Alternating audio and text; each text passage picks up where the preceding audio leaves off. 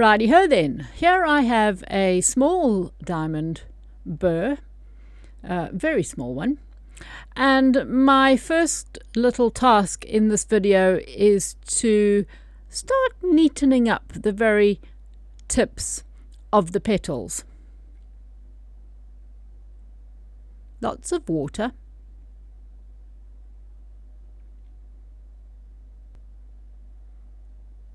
So also a good use for this burr at the moment is creating several little grooves in each petal, which is one of the features of the sunflower.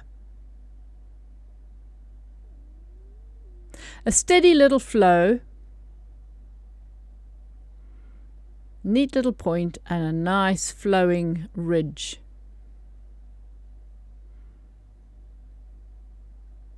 This burr is small enough to start at the point, although I think I change my mind a little bit later on and make it slightly sharper on the points.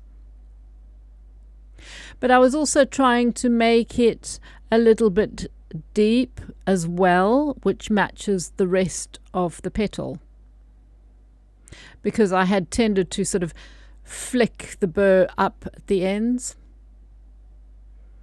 Now you can see the difference there. Looking through the glass, you can see the point of the petal.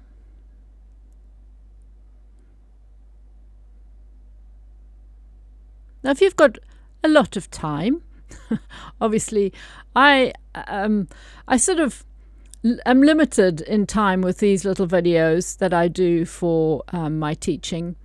I don't spend an enormous amount of time, but you could really go deep on some of the petal points and make them look as though they are lifting up, turning upwards, and all that sort of thing.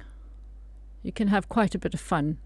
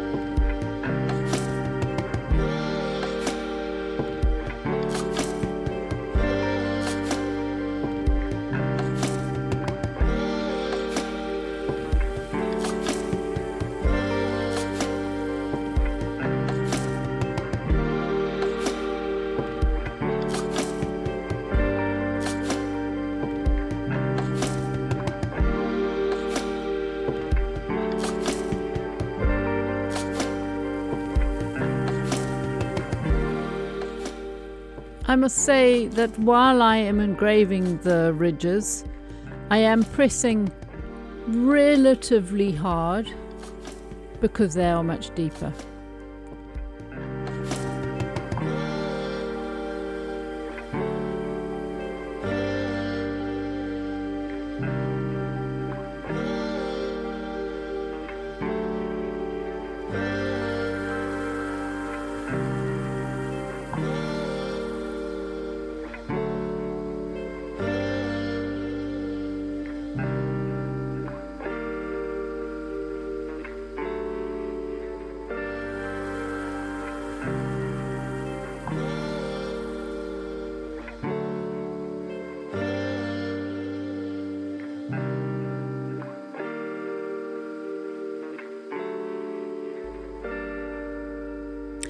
Okie doke, so that's that little bit done,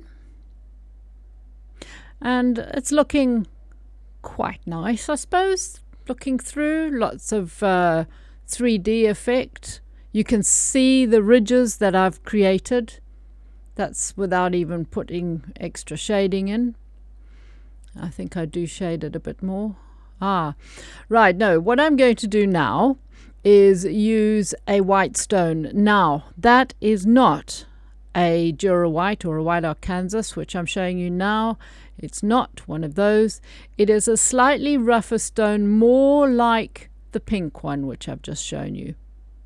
But what it does is it's just neatening up the surface. I'm only just touching the surface, and therefore just filling in the spaces so there isn't any blank glass, but also it's just neatening up any chippy edges that may have occurred with the other burrs. Especially with pressing a little bit hard with the diamond and zooming along like I was, you can easily create tiny little chips, but don't worry, and I'm talking really tiny. I don't want to see any of those, so I am just obliterating anything like that with this burr. And as I say, a little pink one or a little green stone, and if it's behaving a little bit rough, because sometimes there is little bits of extra roughness in between, if you run it against another stone, you will get rid of that temporarily at least, and then it runs a little bit smoother over the top. So this is slightly whiter than the pre-polishing white Arkansas, or as I call it, a Jura Bright. Oh dear.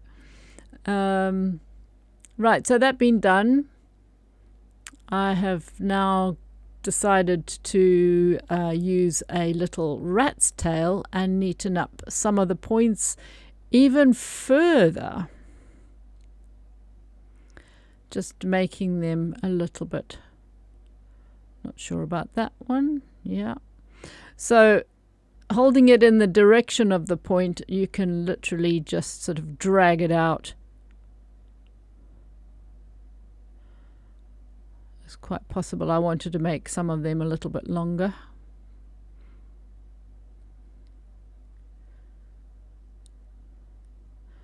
Try and make sure, not like I did just there, try and make sure that you don't have like a little claw on the on the end of your petal. I'm not really sure about what I'm doing here. I hope I neatened them up again a little bit later. You want a consistent point. I might have been concerned at this point that some of the petals were longer on the one side of the paperweight, and I wanted to extend them a little bit further.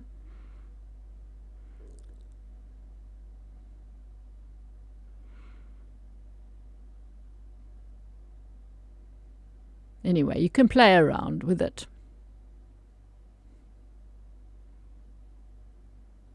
Yeah, it's looking very interesting. So now I have got a rubber, quite a tough rubber disc, but you can use any rubber you like. The beauty of the disc, of course, is the fact that it's going to run over the ridges without going into the depths, so you will get an instant shading where you want it, which is rather nice.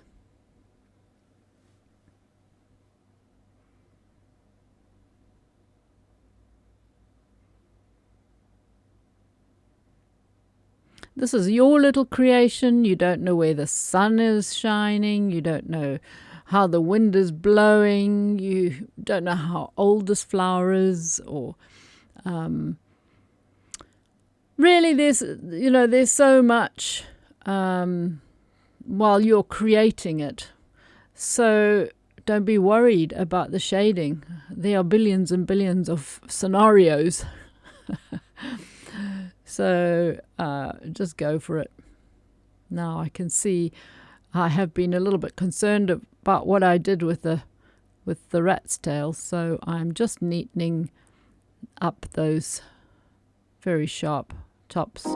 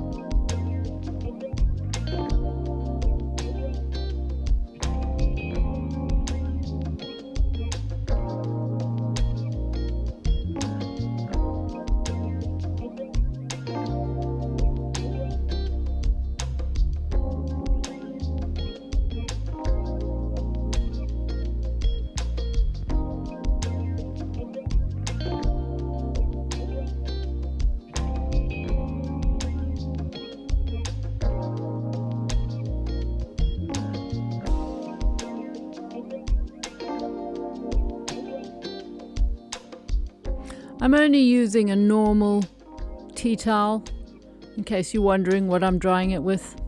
Just a nice soft tea towel.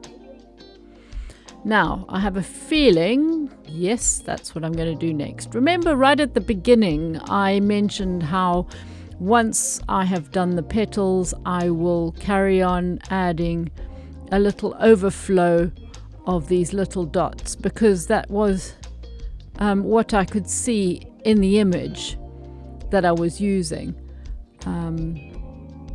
just so that there's not too much of a sharp cut off.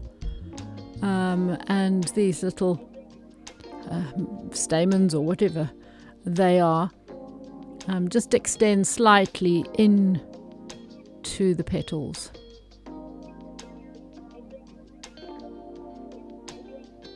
This is the very small burr, so it's just a scattering of them.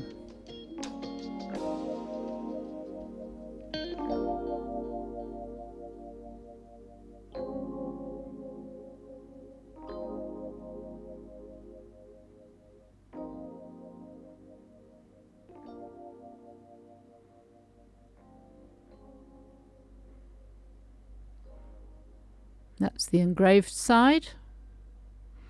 It's quite interesting. Now, this is a little brush burr, which I can either put in the drill, but in my usual laziness, I've just grabbed it by hand, put a little bit of water on it, and I'm running it through the little deep dots, simply because the black rubber has left a bit of itself behind in there. There we go, that's looking nice. It looks like it's underwater. In fact, it's a bit bubbly.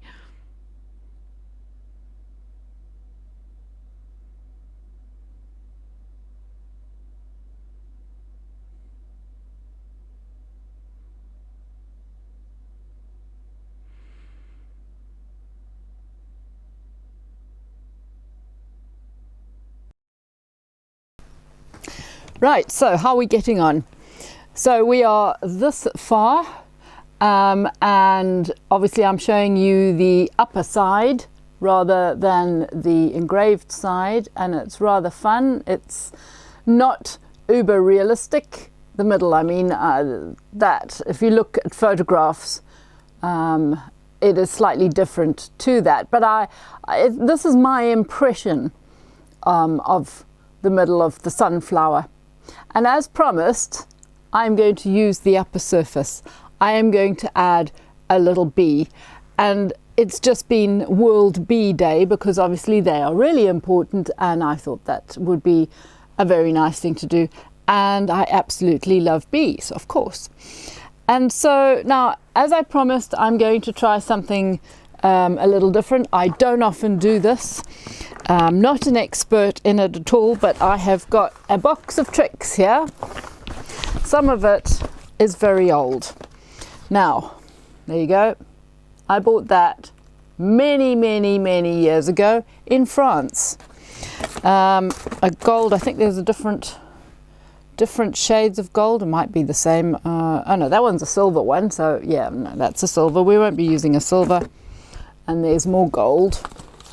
Okay, and to show you, it's been well used, but a long time ago. Let me find a page that, oops. All the gilders out there are going to go, oh my goodness, she hasn't got a clue. Look, that's pretty.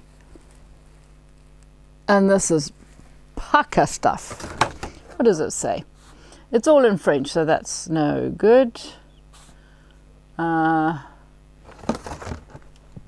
Maybe if I put my glasses on, it will be better. It is gold. See, nothing's in English. My goodness.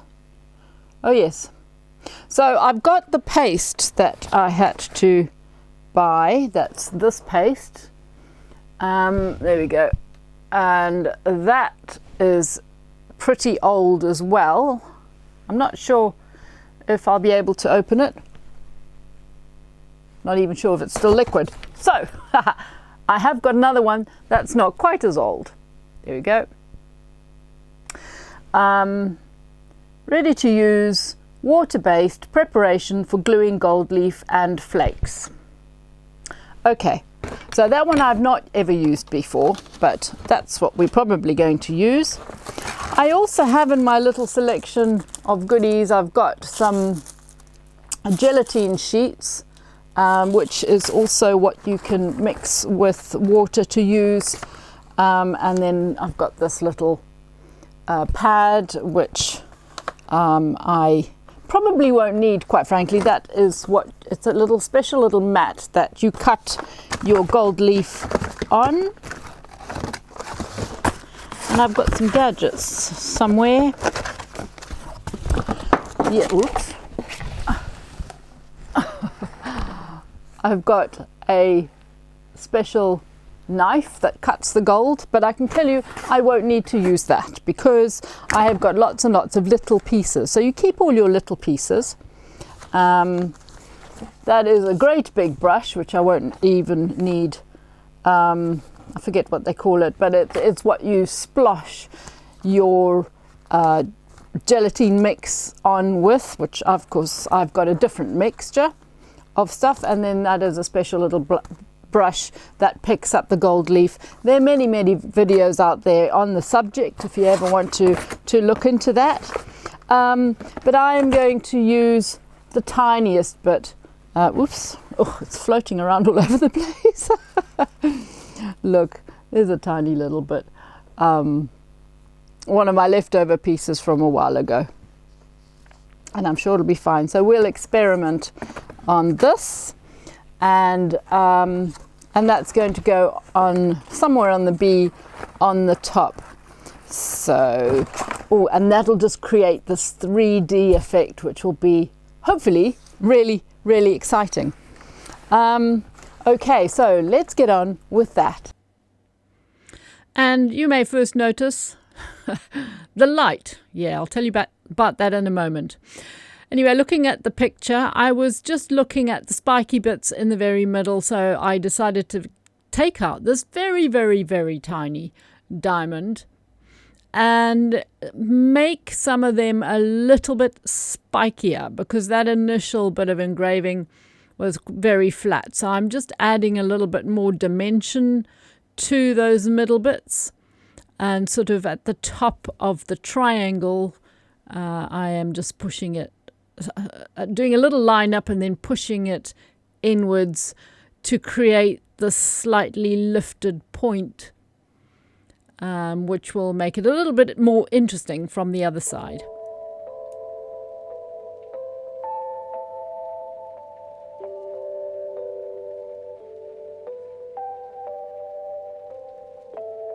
A little bit of something extra. Now, talking about this lighting, I had been using an old bulb, and my goodness, that the last couple of videos were so yellowy orange, and I absolutely battled to get a decent color out the video. And so I have got now I suppose it's a natural light, but it's very bright, and I thought, well, that'll be brilliant, but it's turned everything quite blue.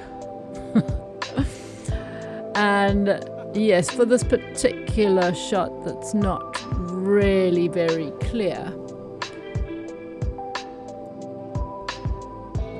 Also adding a few small ones slightly deeper on the outside. I just wanted to add a little bit of variety of depth.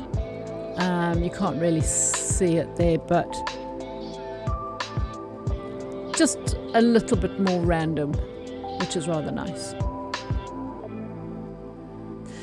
So here I have got a permanent marker, very fine one, which I'm struggling to get to work on the glass. I think there we go. And I am copying a basic little bee shape.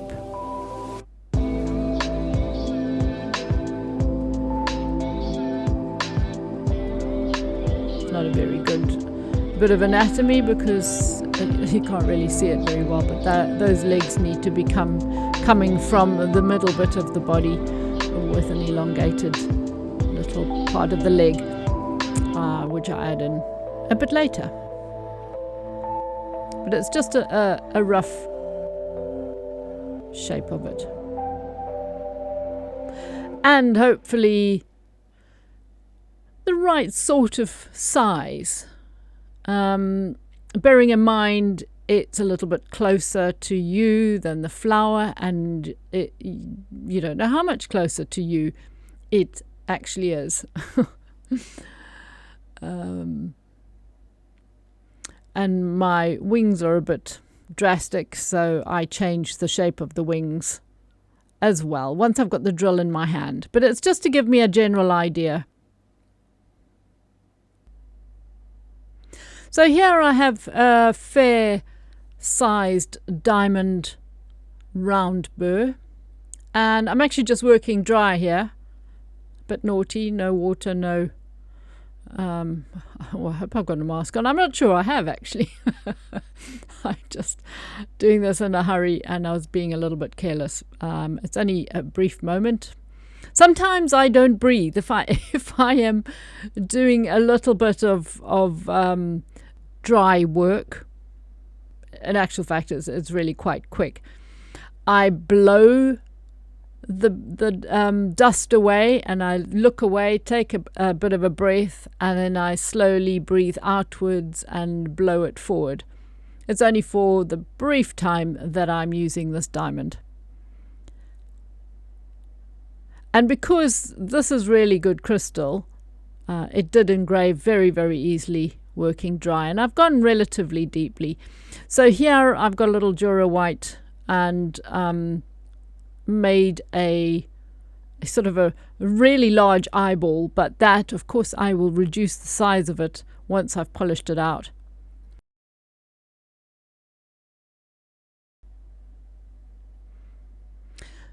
So here I've got a big fat head in the way, and oh dearie me, I thought those days had gone. But anyway, every now and again they creep in when I'm trying to look at something very small.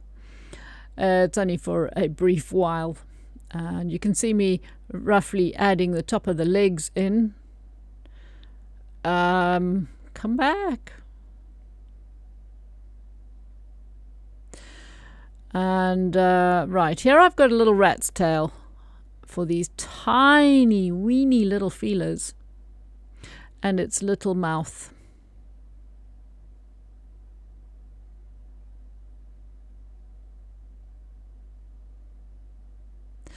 I am tempted to leave this without the gold, but of course I can make that decision later. If I don't like the gold, I will be removing it and leaving it as engraving, well, re-engraving it in fact, obviously engraving away all the gold and all the glue, but for the time being we're going to experiment. So here I'm just adding a few little bits and pieces. For example, just a rough outline of the wing. I don't really want it to be outlined. Of course I'm going to blur it a bit anyway, because this bee is flying.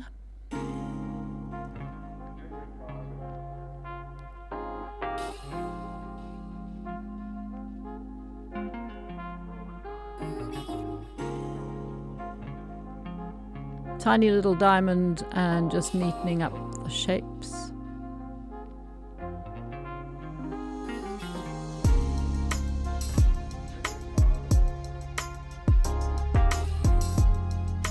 I think I might have taken, by the looks of things, with my head in the way, with that white Arkansas, the Dura white, I put a couple of stripes into its body, but of course that doesn't really matter because we're going to put the gold in it.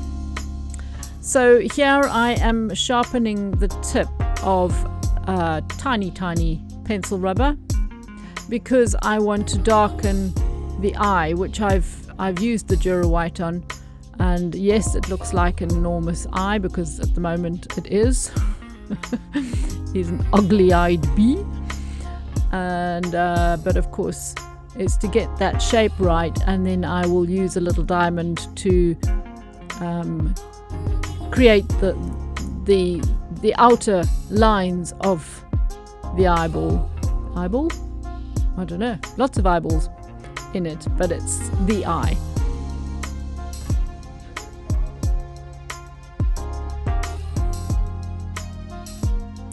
Now I'm having a bit of trouble with my camera. Okay, first of all, that's a big fat rubber that I love using for wings because it's quite what's the word? It's quite coarse, and therefore it leaves more of a mark on the glass, and this is what I want because it's like a blur. But as I say, I'm having a little bit of trouble here because of course my camera is very confused. It is seeing the flower, it is not seeing our little bee. So the focus, I'm afraid, is on the flower, not the bee. But you can get a rough idea. You can see the basic bee there. I like it unengraved, quite frankly.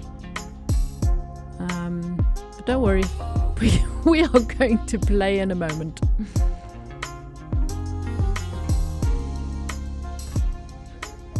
So I am using the rat's tail, if I can get my head out of the way, to add a few little hairy bits, and I think I also outlined the shape of the eye as well.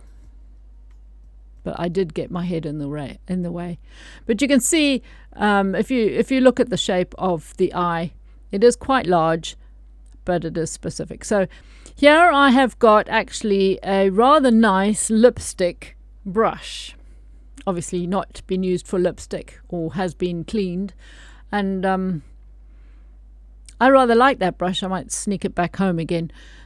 It's perfect for this little job, and you can see I'm putting some of that the gluey mixture. Well, it's not a glue at all, I don't know what you would call it, but anyway, you can tell I'm completely ignorant on the subject, and I'm just picking up the excess so that it's not thick. It's just it needs to be tacky, so I am using a hairdryer for the sake of my video because I need to get this done.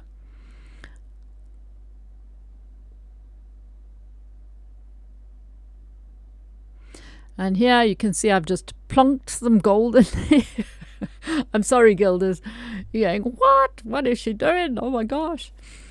Just ignore me. I am just playing and it doesn't matter. Okay. So here I have got another really soft brush. And I will eventually neaten those edges. Don't worry. I'll be adding a bit more gold in there anyway. There's some more glue going in. I'm going to call it glue because I don't know what it is.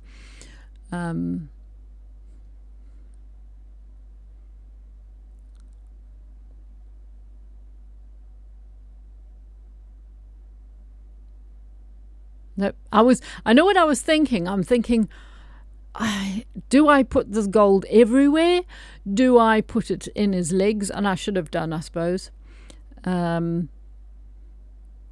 I had got a bit stuck on the glass. It actually sticks really well. I've got to admit, I battled to get that off with my nail. So no doubt it's really going to grip this gold. So I'm drying a little bit without cracking the glass, of course. Probably not supposed to do that, but just doesn't matter. If you've got time, just leave it.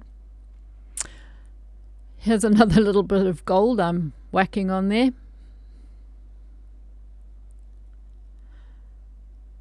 And I'm about to show you that this is a really nice blend and contour brush by Liz Earle.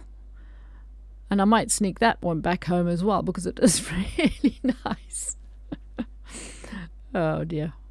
You know how I love my makeup.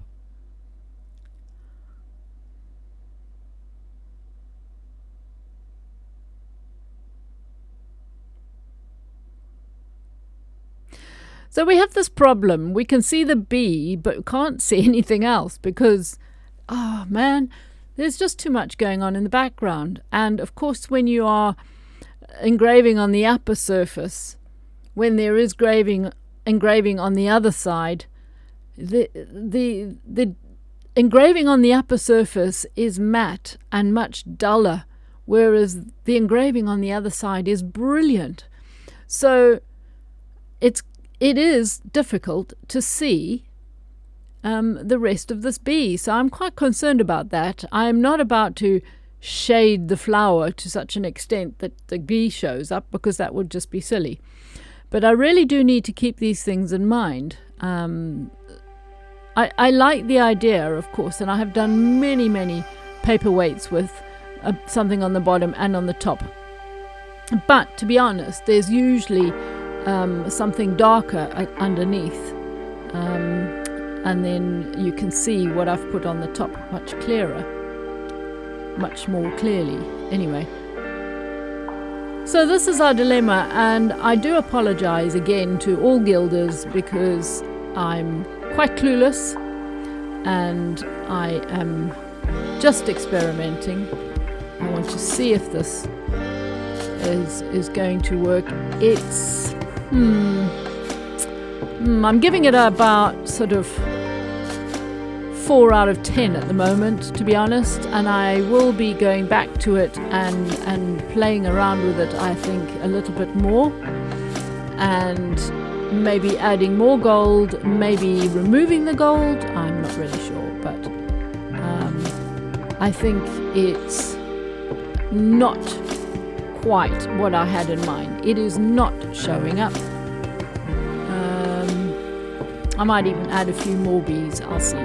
But anyway, so you can decide. This is a slightly unfinished looking bee on top of a lovely finished sunflower. So I hope you enjoyed that, and I hope you experiment, and I hope your experiment is a little bit more successful than mine, and I would love to see it. Okie dokie. So look at this. I'm trying every angle to convince myself that it's good, but I'm not at all convinced. Thanks for watching, guys. Have fun. Bye for now.